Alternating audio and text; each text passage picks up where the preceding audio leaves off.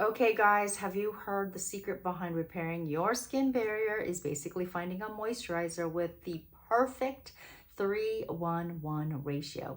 3 parts ceramide, 1 part cholesterol, and 1 part fatty acids.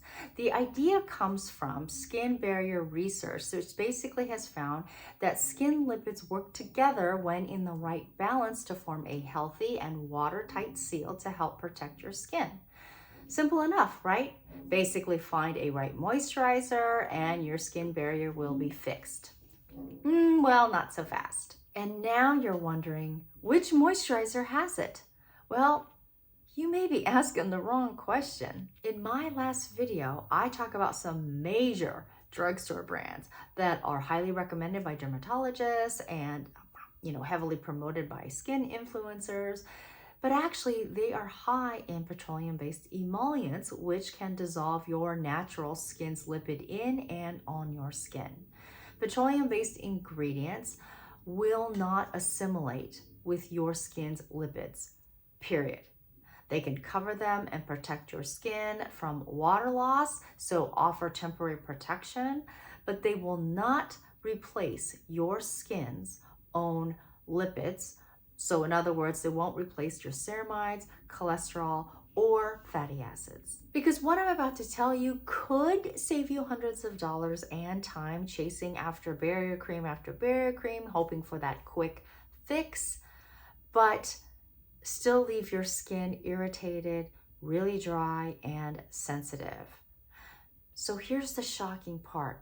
You could find a moisturizer that has the perfect ratio and still fail your skin. So let's go over some of the moisturizers that my viewers asked about. Now, some of these moisturizers in their marketing basically say that their formulations are closer to our physiological lipid structure of our skin, and they perform better than just ceramide only products. And starting with the most popular one is the SkinCeuticals Triple Lipid Restore 242.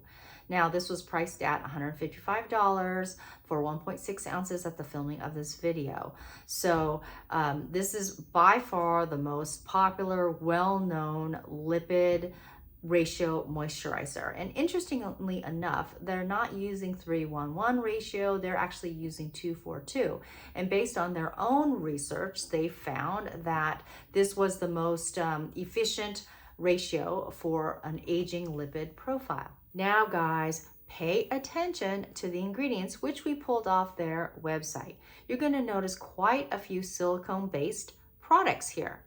Now, silicones are basically used so it improves the texture of the product. It improves the spreadability. You'll also see some pegs here. There's some silicone-based emulsifier, which helps with, once again, texture and spreadability. You'll also notice some ceramides, as well as cholesterol, and even the sunflower oil, which is for the essential fatty acid. Okay, so the next one is Astura Auto Barrier 365, and it sells for $32 for 2.7 ounces. It has a 4.6 star rating on Amazon, and it states that their cholesterol, ceramides, and fatty acids are formulated in a biomimetic system, although it doesn't publicly disclose what exactly those ratios are. Okay, so now let's pull the ingredients list from the website and put it right here. And as you can see, the second ingredient is butylene glycol. So butylene glycol is served as a humectant and a solvent. And more than likely, it's going to be derived from petroleum. Now, given that it's the second ingredient, that means most of the product is made with butylene glycol, which explains the relatively inexpensive product. Now, this is why I'm saying when these emulsifiers or humectants are mostly made up of petroleum-derived ingredients, this can naturally dissolve your skin's own lipids, which can leave your skin feeling more dehydrated a few hours afterwards. But it also has its ratio of ceramides, cholesterol, and fatty acids. Now, I'm looking at the clock here and I have an appointment that's coming up, so I will be back in a few hours to finish off the rest of the moisturizers. Okay, I'm back. So let's continue on with the one that has the cleanest or relatively clean ingredients list, and this one is called Allies of Skin Barrier Repair Recovery Cream. It sells for $95 for about 1.2 ounces in a tube, and it has a 4.6 Amazon star rating. Now, given looking at the ingredients list, all of the complaints about this I wasn't surprised.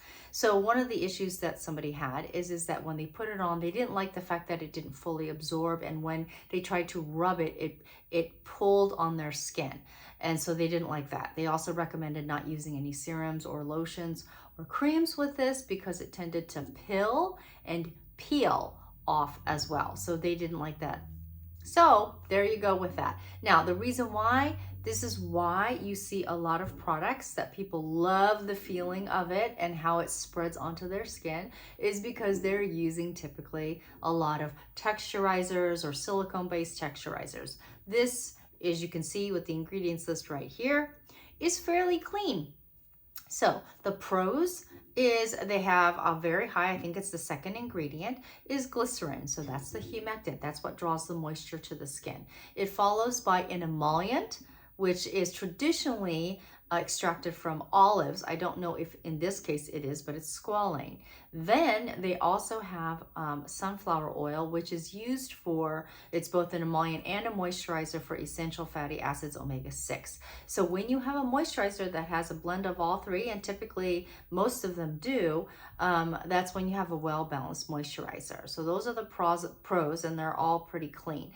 The con of it is, once again, it does use butylene glycol, again, a petroleum-based humectant or solvent, and that's towards the bottom there. Now, all of these mentioned in their advertisement say that it contains ceramides, cholesterol, and essential fatty acids. But if you are starting to notice, none of them say exactly what the percentages of these ratios are. This is where it gets interesting. This may be incredibly frustrating for those of you who are the just tell me what to do type. Here's why. The 3:1:1 ratio is overall a general optimal ratio for most people. But several studies have found that there are different optimal levels of these ratios depending on the extent of the barrier damage.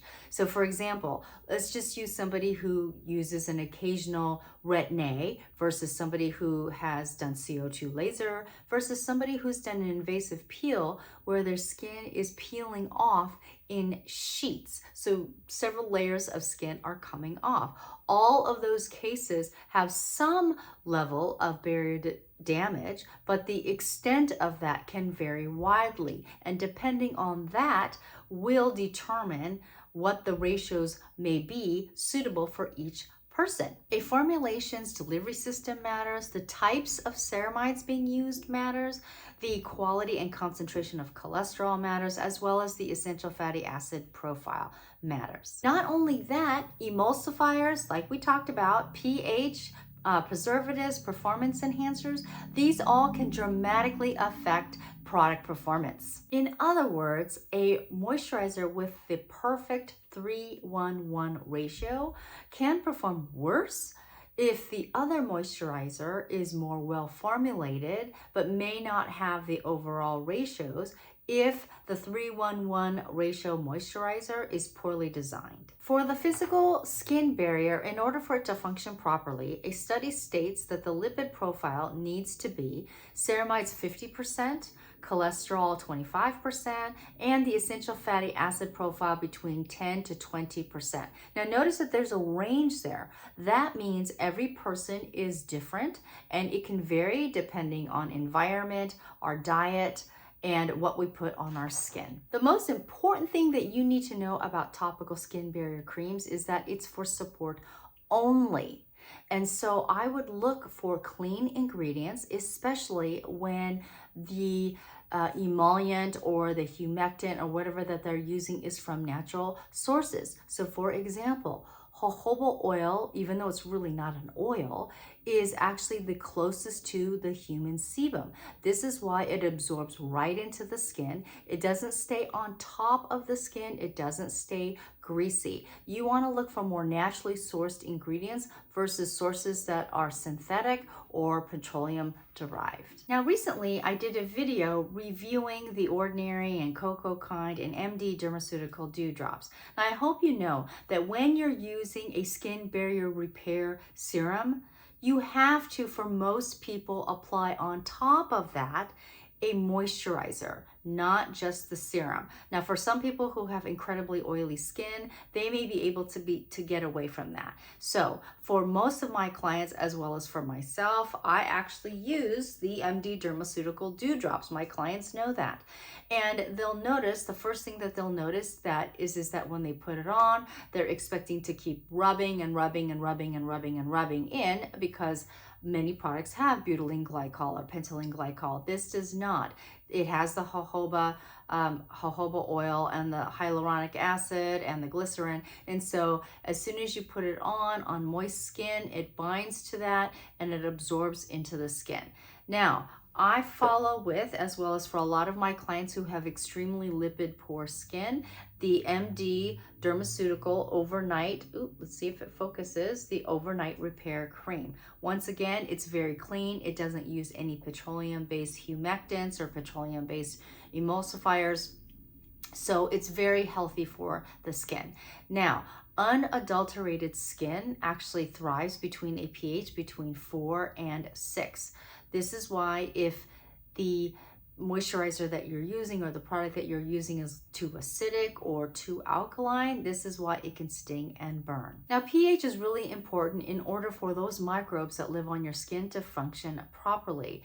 It also keeps the bad bacteria from overgrowing. And with an alkaline pH, it can actually slow down collagen production. So the 3:1:1 ratio moisturizer that you're chasing, well, the best way to get that is actually through your skin. And the way that you supplement that is through your diet. Those ceramides, cholesterol, and essential fatty acids comes from the foods that we eat. So tip number 1 is increase your omega-3 fatty acids so that it's higher than omega-6 fatty acids by eating foods such as ground flaxseed, fatty fish.